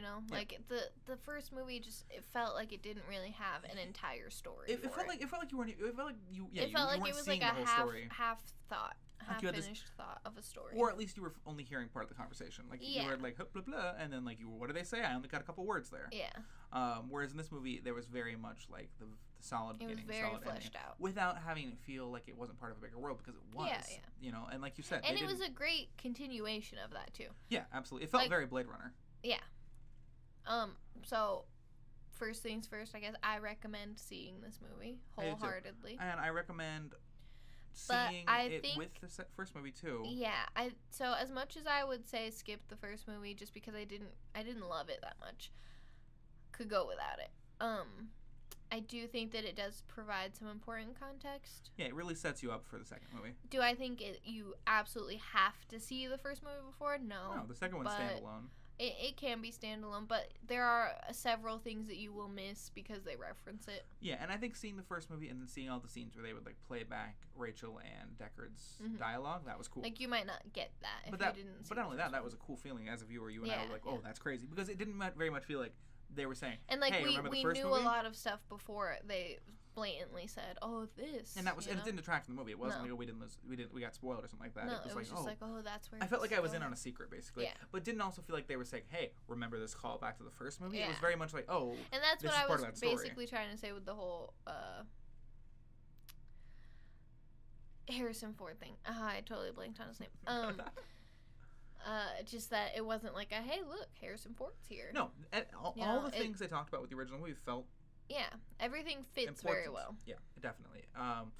So yeah, I recommend seeing the second movie 100%. I don't know why it's doing so bad in the box office, but it's a great movie. I don't know, and it's been getting like very good reviews though. Yeah, so I don't know. I mean, again, it's a slow movie. Its pacing is slow. Yes, it is not an action movie. We were talking about this with your family last night, and everyone was like, "Yeah, I heard it was really slow," and it is very slow. And then we said, but the the first one one is so much slower. Oh, it is. It's I fell asleep like twice during the first one. Yeah.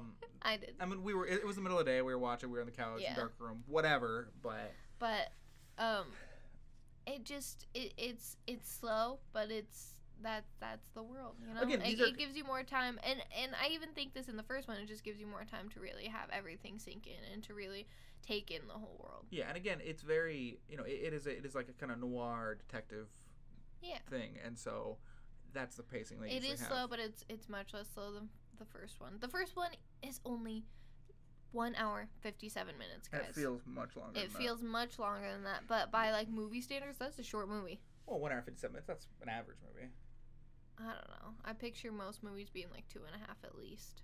How long was this one? I'm looking it up right now.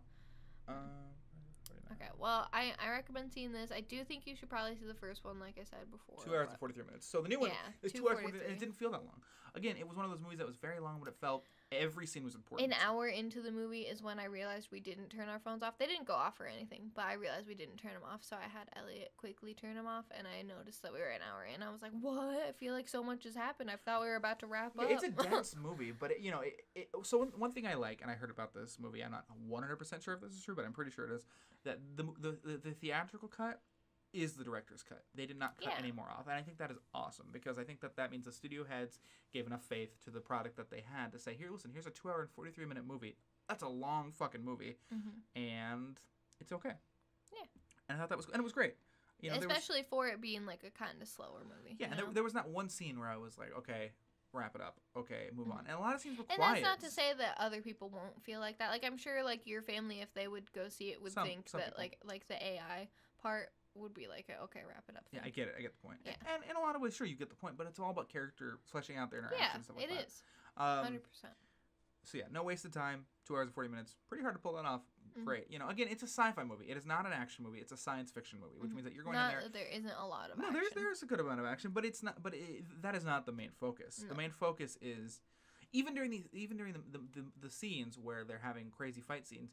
They're in that Elvis situation where they're in the background and there's a big holograph of Elvis. That felt more like a science fiction exposition than it did look at them fight, because their fight was relatively boring. It was just slogging each other, slugging each other, not slogging each other. Both. So, yeah, I also liked the ethical progression, because in the first movie, it's stated in that there are some shitty depictions of male and female interaction, and I think in this movie they acknowledge that as best they can, and then they move forward and do a lot better in this movie, and I think that in a movie about people who are not considered, who are not treated the same way, treated poorly, that's important to be aware of that. So I thought that was cool. Okay, out of 10 for this movie, 10. I loved it. Really? Loved it. It was hard sci-fi. It was way fucking right up your alley. I would say I'd give it like a hard 7.5, 8. Okay, that's pretty good for you. Yeah, that is pretty good for me. Kenny's a hard sell. I would rewatch it eventually. The first one, no, I'm never going back to that. I feel like I get the point. Story wasn't good enough for me. Like, kids and say, no, what do you think? With kids? Yeah. What do you mean? Not like 6-year-olds, but like with your children. With your children, not children. with young children. No, not like hey kid, let's watch Blade Runner. Yeah, what? No, with my kids. I get it. Our so like teenagers. I'd say they're probably fine watching it. 12 and above. Yeah, 10, 12. Well, because I think that you're saying like for the educational, emotional, moral aspects. Yeah, but of it. I think that because while I would be totally cool letting like my 6-year-old watch this movie because it's not hyper violent nor is it hyper. Well, sexual. And I don't really care about that. I'm not gonna let my 6-year-old watch Saw or whatever, but I don't know. Because that's how I was raised. Yeah. No, I think it presents very interesting things to discuss, especially at the age when you're these ideas getting tacked down. I think that the representation of Harrison Ford's character being a scummy ass dude was something I'd want to sit there and talk to my kids about. Be like, hey, listen, this depiction, what'd you think about that? It wasn't positive, just so you know. Yeah. But also the whole, the deeper thoughts of what does it mean to be human and stuff like that, and treating the environment and all that cool stuff. So yeah, I'd like to rewatch it during that context. But yeah. So what do you rate the first movie out of 10? 3. I would give it probably a 5 or a 6, just because I like the concept. I might say like 4. CG. I might say 4. It wasn't. The effects were half good, half bad. The story was mostly bad. The concept was good. By the way, I'm aware that we're offering ourselves up for crucifixion by sitting here and saying that the first movie was not good, because it's widely regarded as one of the best movies of all time. Yeah, but it's just like some things aren't for certain people. Yeah, again, it's an opinion. Deal with it, but yeah. I didn't love it. I hope that they make a third movie. Here's what I'll compare it to. It felt exactly like Stranger in a Strange Land. Widely regarded as a great book, super thoughtful, super whatever. For me, as someone who describes herself as a lover of concept, it felt like nothing new, you Nothing know? was crazy. No, Well, I think... and it's partially because of my education and the things that I exposed myself to. I already had these ideas in my head. This wasn't a new concept for me. For you. It wasn't like, oh my god, you know, these aren't people, but aren't they? Like, shouldn't we be treating them better? You know, that's stuff that I've explored in every other way. You know? Yeah, I mean these ideas, because they're Just so famous as, when they come out, have now permeated themselves in pop culture. Yes. And so you're and like my philosophy classes and like books that I've read and stuff like that. Well, that would count as pop culture, but just all of these different types of mediums. You've had these ideas represented to you in another way, so it's not groundbreaking. So no, so it's not like a oh my god this movie kind of thing. Just like it wasn't an oh my god this book kind of thing where it does the type of like groundbreaking whatever type of thing with religion. Like Stranger and Strangeland also like nothing that I haven't already heard. So it was just kind of like lackluster for me. It was kind of boring. Now let's talk about when you read Stranger to Strangeland. How old were you? Yes. It was last year. Okay, you were 22. 22, yeah. You had already had a lot of college under your belt. Yeah. You'd already, formulated your opinions on most things. Whereas when I read this book, I was a sophomore in high school, and I went to not a very strict, but I went to a Catholic school, and we had certain expectations. And I went to a Catholic school too, and my dad took me to church every single week. Sure, but without fail. Definitely, yeah. But you had already come to the point where you had basically solidified your opinions on those ideas. Yeah. Whereas I was still not and sure if I was time, atheist or not when I read this book. So it had a great impact on me. Groundbreaking. It was written in like the 60s. But not just about the time. I think it has to do with when you as a person was exposed to that, because it was really it really hit me very hard when I was the age I was when I read this. No, book. but I'm saying like at the time, like no wonder it got so popular for that. Yeah, and it also had the time period. the freedom of sex mentality too, and yeah, women were presented Sex slightly better than they positivity. were in like the 40s in that book, but they're still pretty. But not really. Yeah. That's the thing you get with really old sci-fi too. All books of that era, but specifically sci-fi, it always seems to have like a shitty depiction of women, and I think it's so starkly presented because the book is so progressive in some ways. Yes, because everything is like, wow, look at all of this new stuff, look at how cool and crazy this technology is, but you're still a fucking woman. Yeah, definitely. Like, look, we're progressive in medicine, and we treat, we're better on race and all stuff like that. Oh, but you still have to stay in the kitchen. What? Yeah. And that's interesting too. I think it's because it feels so jarring being thrust in the middle. And that's probably the same reason that seeing Harrison Ford presented as a rapist in the first movie was not Harrison Ford's character. I want to be clear, Harrison Ford, if you're listening to this, I'm not saying you're a rapist. Maybe you are. I don't know. But, but my boy Harrison Ford. My boy HF. it ripped me out of this techno future. Your immersion. Yeah, but then again, in Blade Runner isn't presented as a utopia. No. So it's okay that he's doing that in there, I think. No, that's not okay, but I mean, it's okay from a cinematic standpoint. I thinking about it now, that is not so jarring. I think you have to go into it not expecting Deckard to be a very good, clean protagonist. You know what I mean? I think if they presented him as a scummy guy at first, maybe I would have been less surprised when he was actually a shitbag.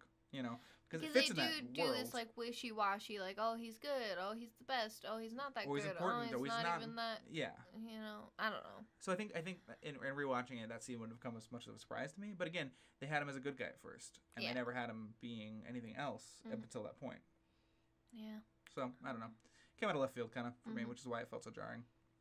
Okay, so we already did recommendations. We already did top 10. What do you want to call it? We rated it. Rating. Acting. How do you think the actors 10. were? I thought that. Fine.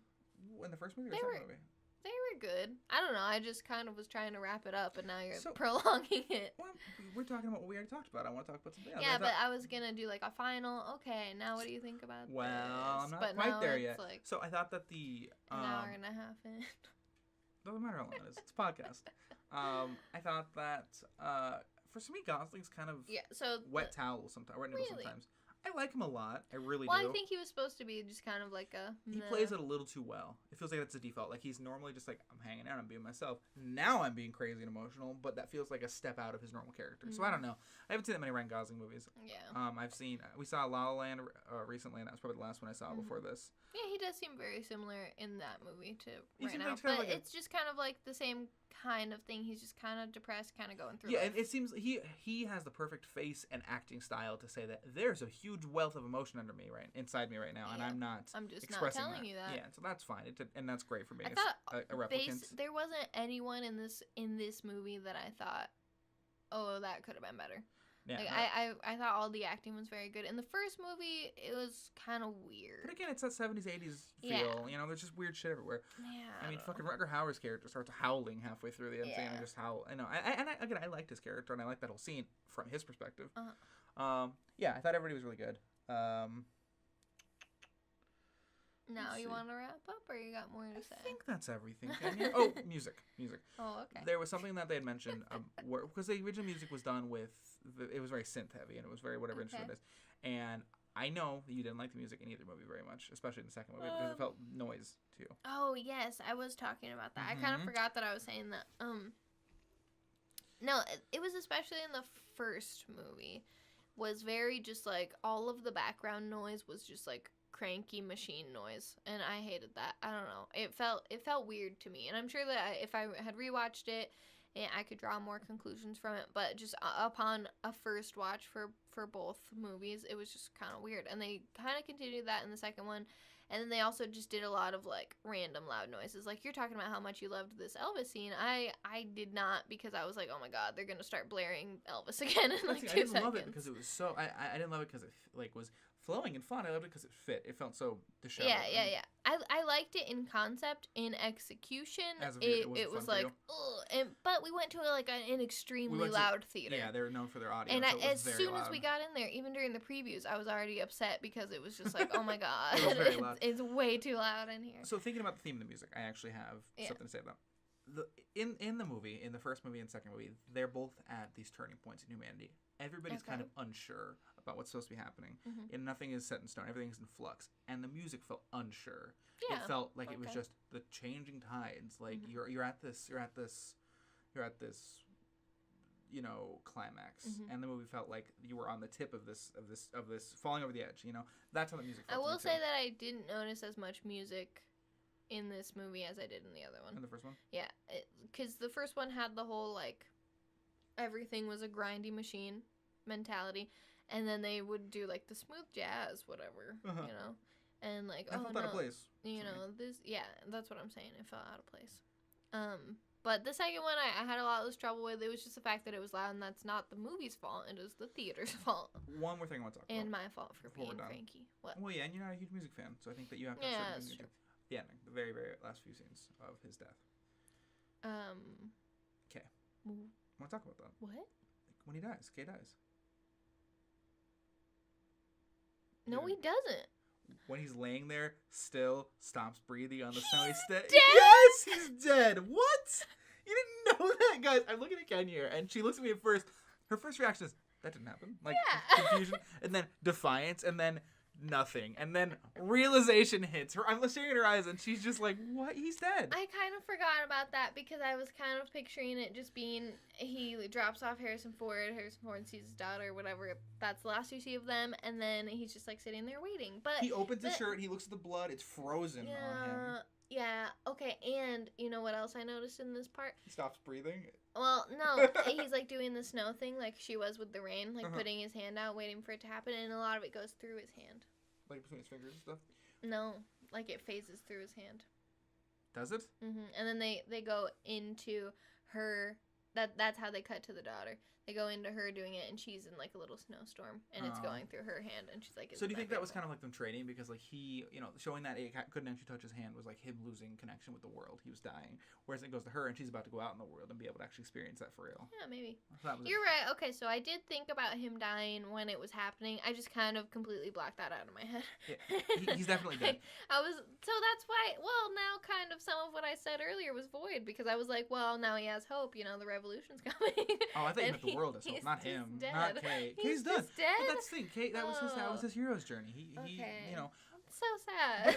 It was also very gratifying because he had no purpose. He gained purpose. That purpose was found to be false, and then he regained his purpose, died for a cause he supported and cared about, and then, you know, was done. Yeah, he faded into the white or whatever, and I thought that was really great. I thought that the scene was awesome. I thought he just reclined. It was good. I blocked it out for some reason. That's so funny. So yeah, I thought the ending was wonderful as well. I was really trying to remember it when you were telling me that. I was like, no, he was just waiting for him. He was just sitting there waiting. He was gonna come right back, open his eyes again, right? I had to put it together. Okay. So yeah. Would you? Okay, so we would recommend this. Would recommend it. Good ratings. Good ratings. Great sequel. Do sequel. you want there to be another movie after this? I love the universe, so yes, I do. One thing I want to see in the next movie. Do you think they would do it justice? So I think that if they would like to explore more in this universe, they really need. I don't want to see a movie like War for the Planet of the Apes. I don't want to see. That's kind of how it seems like it's going. I don't want to see just like that's what I would picture the next movie being is the war. I don't care about that. Yeah. I don't give a shit unless they have something really else cool to handle with. I don't care. Cool. Something else cool. Whatever. I don't want to see a giant replicant versus humanity war situation. That's boring to me. I don't care. What I want to see is that they talk about all these off-world situations. They talk about how they're in this huge universe, and how in the first movie, Rutger Hauer talks about, I've seen, dog fights on the rings of moon, stuff like that. That sounds cool. I want to see what he's picturing. There was no space in this movie at all, and I'm okay with that because again, it's not about that. It's about humanity and Earth right now. But they have this, and I want to see them explore more things. It would be cool to see in this universe. Like different off-world places and see if they had developed any differently than they did on Earth. Yeah. Because on Earth, I feel like a lot of humans would not be so keen to leave Earth. Yeah, and everybody's talking about like, oh, I want to go to Earth or I want to get off-world so bad. Everybody's like, oh, you couldn't make it off-world. Yeah, I have this immune thing. Yeah, this sucks. This thing. And it's like very expensive. It seems like, and so like I feel like a lot of the wealthier humans are probably up and out of there. But I think it would be cool to see like an entire place only for replicants or like. Similar things like that. I think they could do a lot of really cool exploration of the outer universe and maybe show us how replicants are treated in different ways because I doubt that every other place treats them exactly the same. Yeah. They're not just fucking skin jobs, Mm-hmm. Or maybe they are. But something else I want to see. So I don't think that by itself is enough for a whole new movie. No. They gotta have some story going on. I also think that since this is canonically part of the Alien universe. Is it? It is. What? In I think the first movie, there's a scene where they have the Weyland-Yutani thing in there, which is the company who does all the alien expeditions, and also how in the Alien movies there's a Tyrell Corp thing.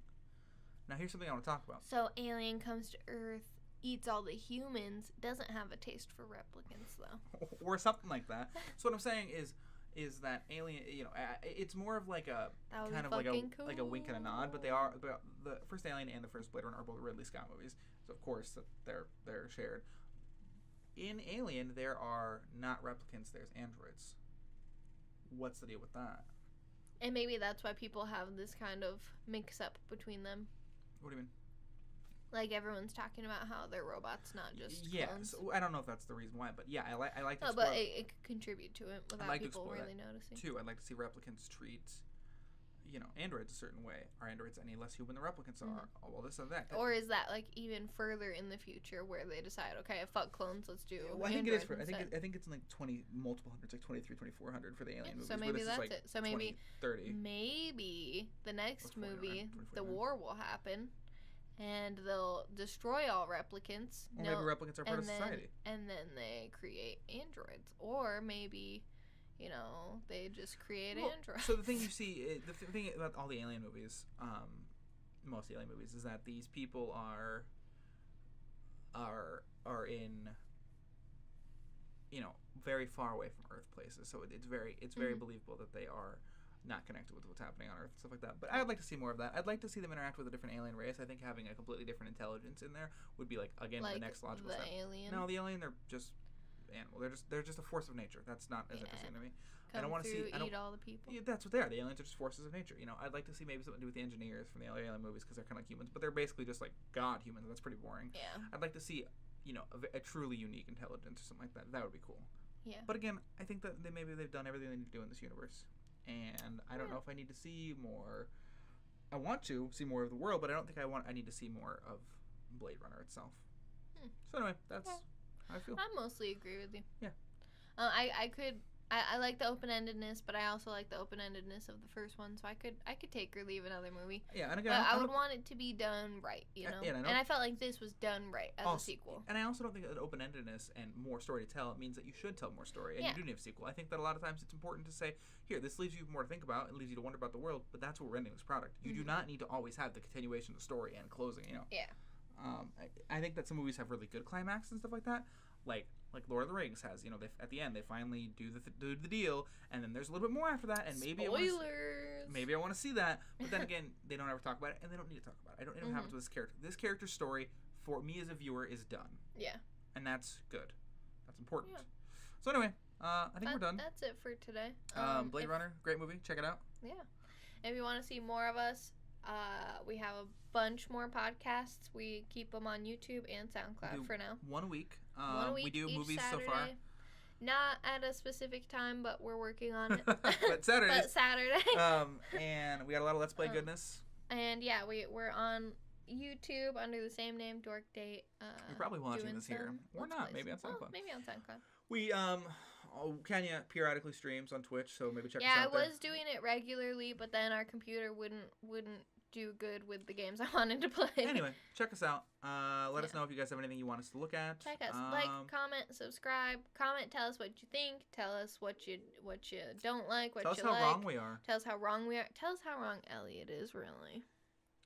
I'm right. You know it. Anyway, that's it. We'll catch you guys later.